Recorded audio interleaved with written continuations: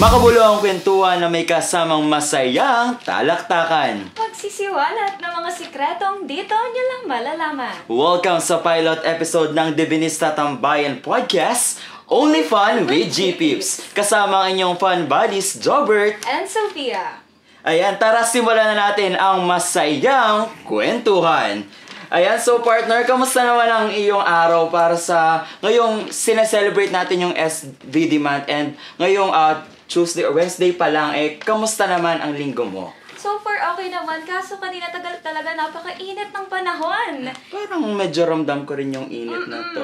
Pero sana na, feel ko naman maayos naman to sa mga susunod nating airing. Pero, alam mo part, hindi naman to about sa atin. Dahil ito ay SVD month, oras na para kilalanin sino ba yung mga SVDs natin sa ating institusyon o yung Divine Word College of Calapan. Kilala mo ba yung Father? Kilala mo ba yun, Sophia?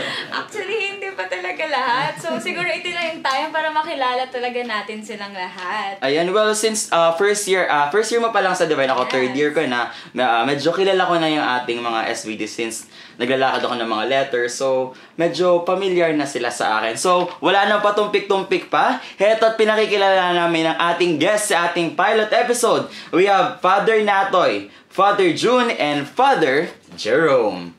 Ayan, so, isang magandang at mapagpalang araw po sa inyong lahat. Pwede nyo pa bang batiin muna ang ating mga viewers and listeners dito sa ating podcast? Mapagpalang araw sa inyong lahat. Pakinggan nyo yung aming sharing mamaya. We are happy that you are with us in this cast. Magandang hapon at maraming salamat sa inyong imbitasyon na nandito kami. Ayun, kami po dapat yung magpasalamat. The pleasure is ours na pinaunlakan ninyo po yung imbitasyon po namin ito. Pero medyo lang po, konting lang po na kahit ano man po ang masabi po namin dito or kung ano man po ang mapag-usapan natin na hindi po ito maging rason para mapatalsik po kami sa institusyon. Pero hindi naman po tayo pumunta doon. Titiyakin naman po natin na ang lahat ng ating mga sabi ay kapupulutan ng aral ng ating mga listeners. Baka kami papatalsikin nyo.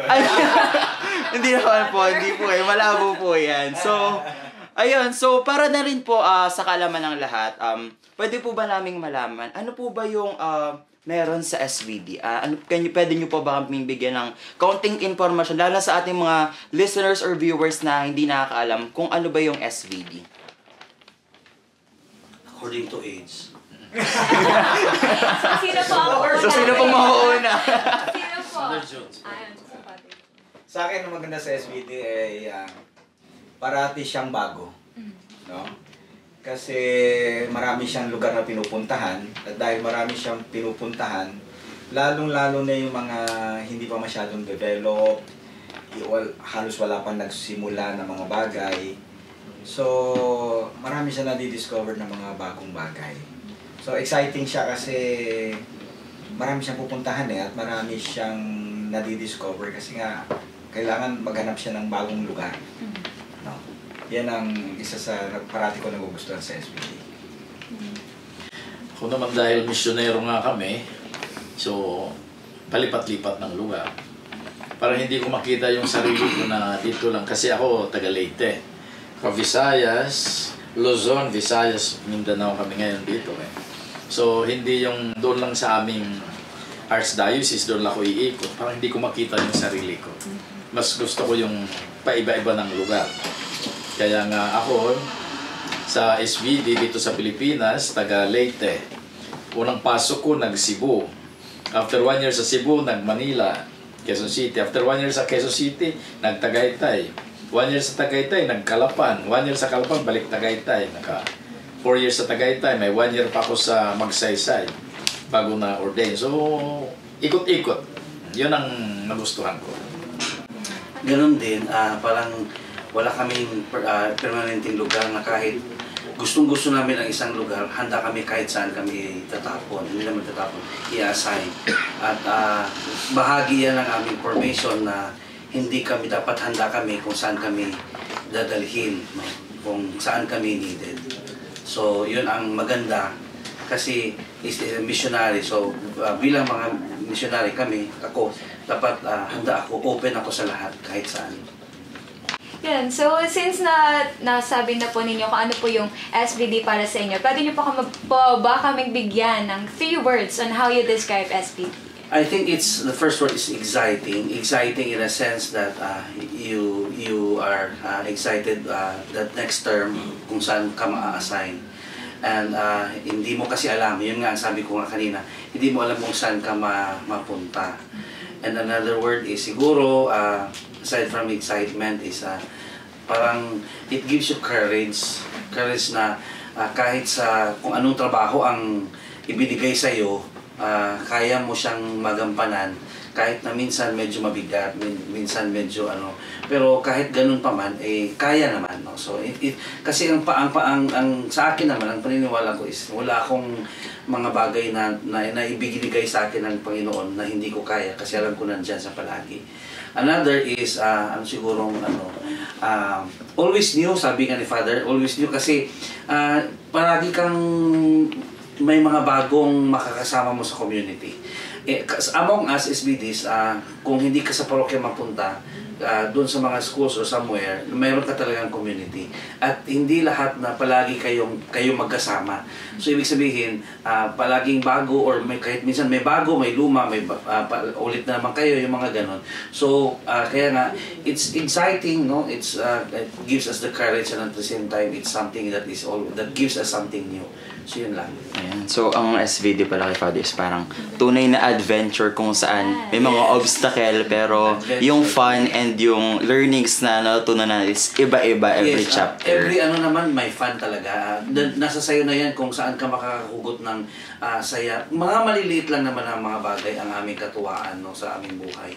Masaya na kami kahit sa iba parang it's weird but then it's somehow for us it's something that we treasured all the most and then very funny fun naman siya experience. Ayan. So kayo naman po Father, ano po yung 3 words na magde-describe para sa SVD? I would say brave, bold battles. Tatlong B. Grabe. No? Battle in a sense na araw-araw na magigising ka, alam mo may lalabanan ka. Be it material, kasi hindi naman tayo parating lahat na may resources. Ang dami natin pangangailangan, pero hindi naman unlimited ang resources natin. You have to battle for that. No? Pwede siyang intellectual. No? Dahil hindi mo naman naintindihan lahat ng bagay kaagad. Pwede siyang spiritual. No? Dahil kalaban mo yung sarili mo, dapat malapit ka sa Diyos, pero hindi naman automatic yon. You have to battle each day. And all those battles will have to be brave, huwag kang matatakot, it has to be bold. Kailangan malayo ang marating mo, malalim ang marating mo. Brave, bold battles. Ayan. So, kung kay Father Adventure, kay Father mo siguro is more on the, yung sarili natin. Like, parang, pagiging SVD is parang, pagbibigay pa ng lakas loob sa yung sarili kasi papasok ka sa isang battle na kung saan hindi mo alam kung ano yung makakaharapin mo. And that's a matter of you kung paano mo papakita pagiging brave and bold mo as a person. Kaya naman po, Father Natoy, ano po sa inyo yung 3 words na magde-describe sa SVD? Yung nagustuhan ko nga kasi marami na rin naman nag-invite din sa akin sa diocese or archdiocese. Ang SVD kasi dynamic. Kaya medyo hindi siya parang hindi siya static na medyo sabi nga ni St. Arnold, we have to respond to the signs of the times. Kung ano yung tawag ng panahon, yun, doon kami. Kaya it's always joy to be an SVD. Yung internationality ng SVD, nakikita mo naman yan na bihira ang SVD na puro Pinoy. Mostly talaga, mayroon talaga mahahalo na foreigner. O kahit kami nga lang, mga Pinoy, hindi yan galing sa isang province lang. Magkakaiba pa. So, may interculturality, may yung internationality. So, ano yun sa akin? Parang plus factor sa akin yan. At saka yung mapupunta ka sa ibang lugar. Sabi ko nga, I was sent to Zimbabwe in Africa. Medyo may challenge kasi yung language. Diba? Kakaintindihan sila dun. So, yan. Dahil yun sa pagiging SVD ko. Parang gusto ko na rin mag-SPD. Kahit na ang calling mo, partner. SBida. Baka, ito na yun. Ito na yung sign na hinihingi ko. Lord, ito na ba yun? Feel ko naman hindi pa, pero maiba po tayo sa ating usapan. Since napag-uusapan nating adventure, medyo bumalik po tayo sa ating childhood. Pero pwede ko po malaman, ano po bang meaning ng SVD? Ano po, ayun, di ba acronym po ang SVD? Ano pong meaning niya? It's in Latin, Societas Verbi Divini. Ayan. So yun, para sa mga ating listeners, so yun ang meaning na SVD. And alam niyo po ba ang meaning ng Totga? Hindi. Father. Ano yan? Todga? Ano ba, partner, ang Todga? I feel ko ikaw nang sumagot niyan. Ay, nako. Father, ang Todga po ay, ang meaning niya ay the one that got away. Okay. The one that got away. So since nabanggit natin yun, balik tayo sa childhood natin. Parang malayo Malayo po talaga. Nangyayari dyan. Nung childhood nyo po, ano po yung mga the one that got away moment or memories po ninyo? So, since kayo na po ang medyo... Parang hot seat si Father ngayon. Simulan na natin kay Father. Ano ba yung aircon dito? Father, ano ba yung mga Totga moments po ninyo? Jerome? Pinasa. Hindi ko gets yung ano, kung ano bang, let's just get to the Gen Z. It's a Gen Z Yes, term po. oo. The one that got away na. Kasi masyadong... Pasensya ka na dahil medyo. Masyadong broad din sa akin. Kasi ano yung sabihin? Yung... It's like you almost had it po. Parang childhood nyo na parang, ay, dapat ganito yung naabot ko, dapat ganito yung ganyan. Pero pinili kong pumasok sa pagiging. Parang yung mga ganun pong moment na parang, ay sayang. Parang ganun po. Medyo narrow na. Siguro sa akin dahil aside from being... Artista ka dapat, di ba? Yung ano, siguro, kasi di ba, parang nasa akin yung ano na gusto ko magturo. And then I was parang almost there na sa akin na kasi plano ko din talaga sa sarili ko na the one that yung pinaka-plano pag makalipat ako sa public school kasi my only dream in life is to have a motorcycle. Yun lang talaga yung pinaka-dream ko. Sabi ko pag lilipat na ako sa public school, gusto ko magkaroon ng sariling motor. Yun lang talaga ang pinaka-ano ko. Yun lang ang I almost got it. But then towards the end hindi pa naman ako nakalipat sa public school but then bumalik na ako sa seminaryo. So yun ang parang siguro sa akin no. Kasi parang ang feeling ko naman ay parang yung makakagala-gala ka, na meron kang motor, may sasakyan. Yun lang naman ang kaligayahan. Lalo na sa probinsya is okay na yan pag may ganyan ka eh. Yun lang. Adventure talaga ang hanap ni Father. Very adventurous person talaga si Father. Kaya naman po, Father, ano po yung Totga moments niyo or Totga ninyo? Naalala ko dahil may kwarto, nabigyan sinuwerte ako na bata pa ako, may sarili akong kwarto. No? Ang dream ko lang doon maglagay ko yung gusto ko ilagay doon. May gitara, may sound system, no? May magandang mga posters, magandang collection ng hobbies mo. Parang tuwan-tuwa na ako nun. No? May aso ka, gano'n. Tuwan-tuwa na ako nun. Pero nakita ko through my parents na minulat kami na maliit na bagay yan. Kailangan lumayo ka. Kailangan mas mataas yung pangarap mo. No? Dati maliit natuwa ka naka-yosi ka at di ba? Kala mo big time ka, di ba? Lalagay mo dito yung sigarilyo, kala mo sino ka, yapak mo.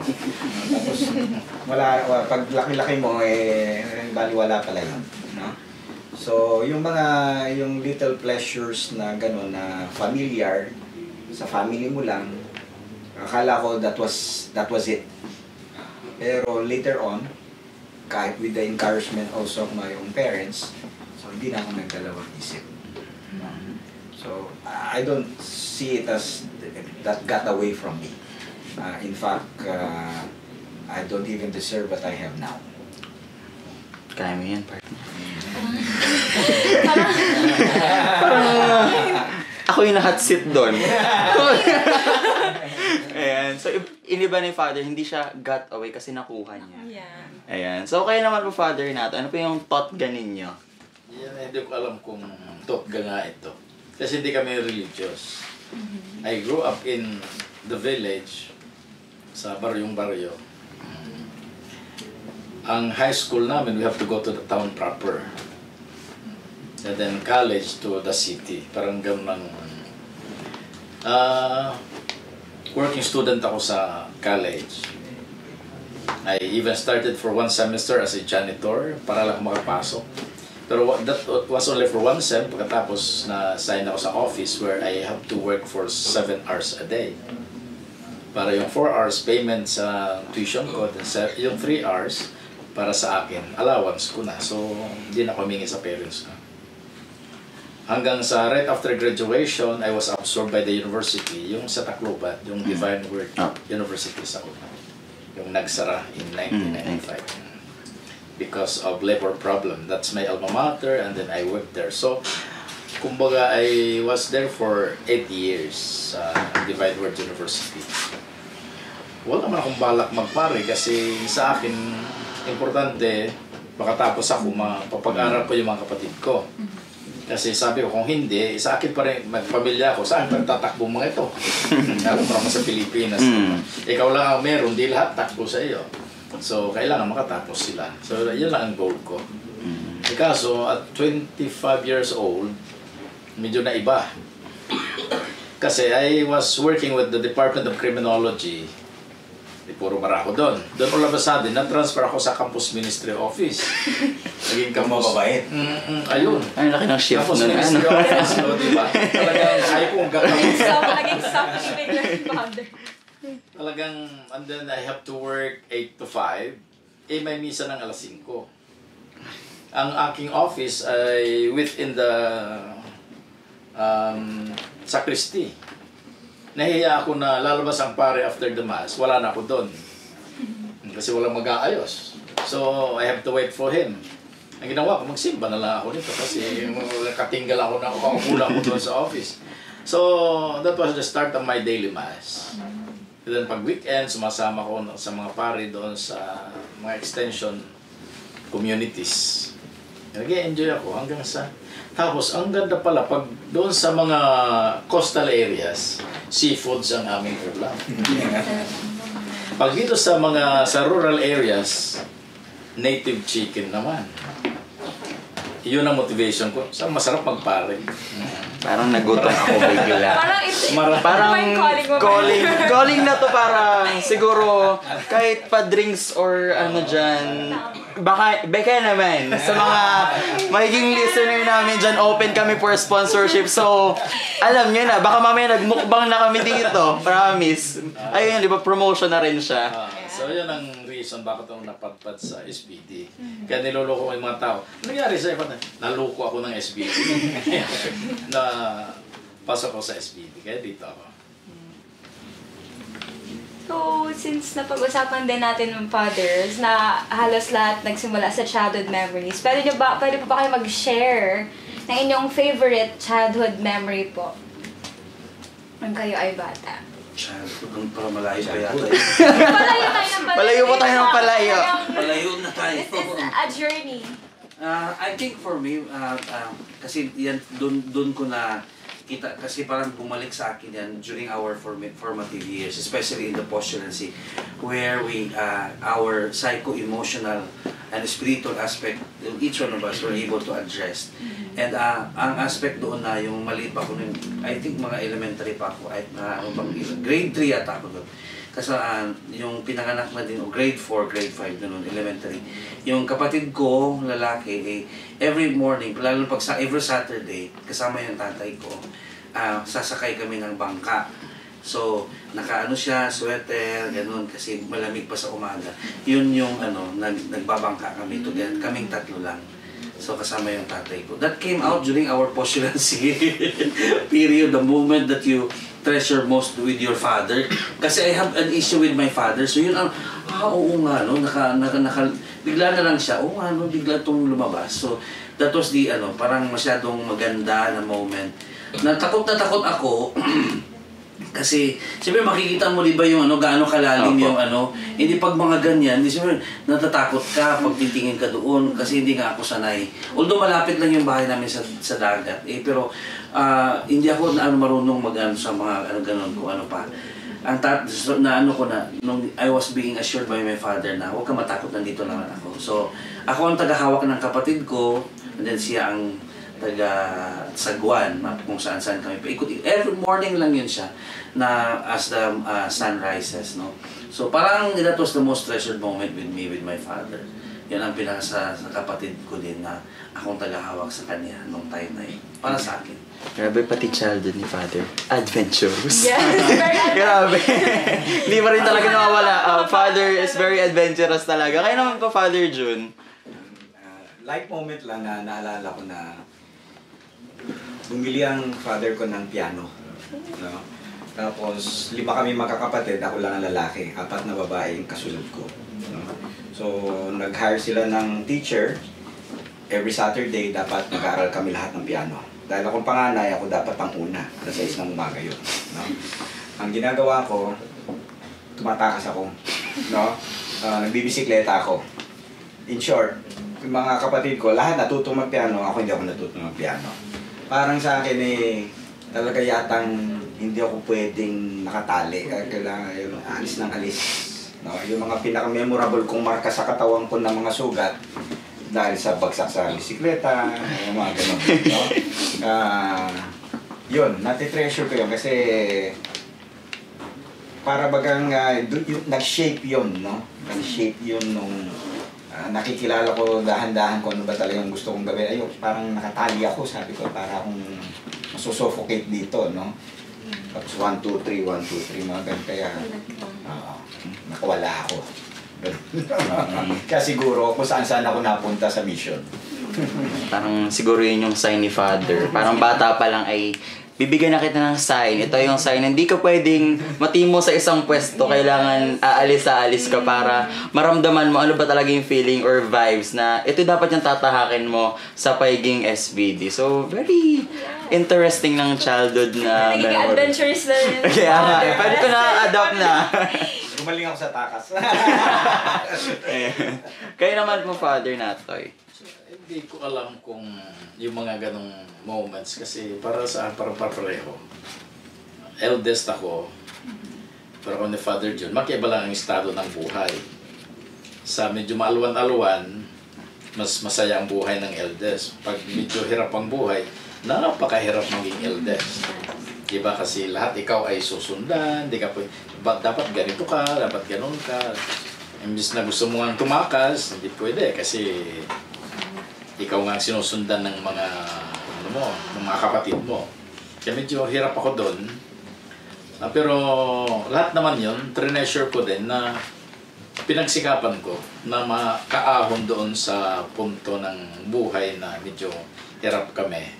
Kaya at least na alalayan ko rin mga kapatid ko sa makaahon-ahon sa hirap ng buhay. Medyo... Father, walang iyakan. Naapo. Okay naman.